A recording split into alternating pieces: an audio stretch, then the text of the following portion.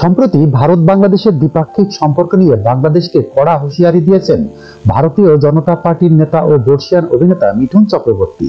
শনিবার 21 ডিসেম্বর হুগলির পান্ডুয়ায় বিজিবির সদস্য সংগ্রহ অভিযানে গিয়ে হুঁশিয়ারি দেন তিনি।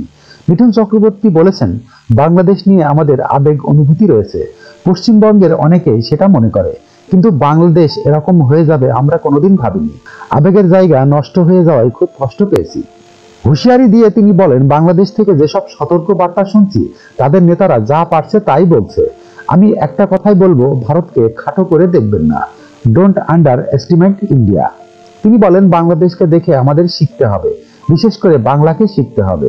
যদি আমরা সবাই মিলে একত্রিত হয়ে না লড়ি তাহলে আমাদের ভবিষ্যৎ অন্ধকার নিশ্চিত। এরপর পশ্চিমবঙ্গের মাটিতে সন্ত্রাসবাদী কার্যকলাপ বৃদ্ধির জন্য স্থানীয় প্রশাসনকে দায়ী করে তিনি বলেন, সন্ত্রাসবাদী কার্যকলাপ এখানে অনেক আগে থেকেই শুরু হয়েছে। শুধু আমাদের খারাপ লাগে আমাদের পশ্চিমবঙ্গে ইতিমধ্যে নিচের দিকে নামছে। এগুলোর জন্য প্রশাসন দায়ী। তবে ভালো খবর হলো যে জঙ্গিরা ধরা পড়েছে। যখনকার খবর তখনই দেখতে চোখ রাখুন সুন 24 টিভিতে। চ্যানেলটি সাবস্ক্রাইব করুন।